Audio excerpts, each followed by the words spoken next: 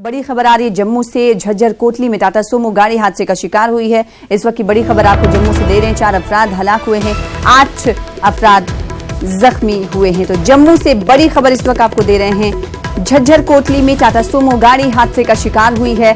4 अफराद की हलाकत हुई है, जबकि 8 अफराद जख्मी बताए जा रहे हैं। जम्मू से नगर शाहरा पर यह हादसा हुआ है।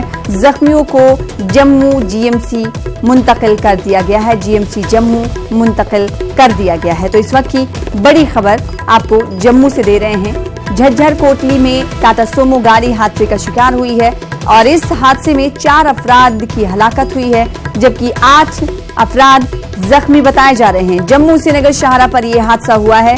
जख्मियों को जीएमसी जम्मू मुंतकिल कर दिया गया है।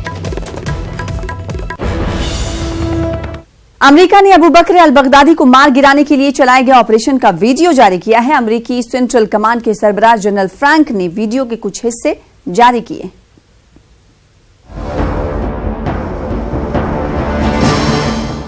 इदलिब में अमेरिकी कमांडो के ऑपरेशन का वीडियो अमेरिका ने डिक्लासिफाई कर दिया है।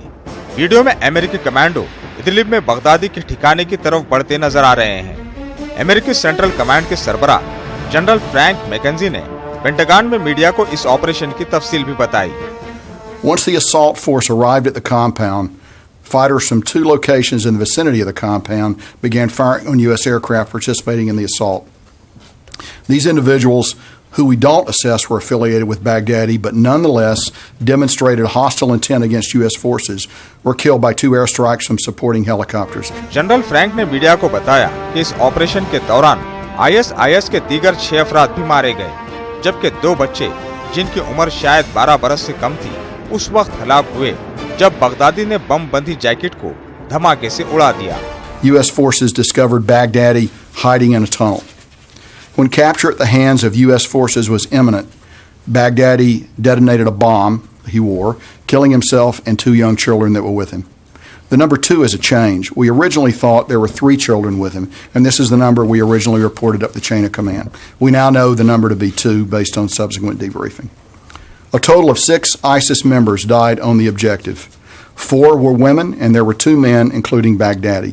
This is in addition to the 2 children killed by Baghdadi as he blew himself up.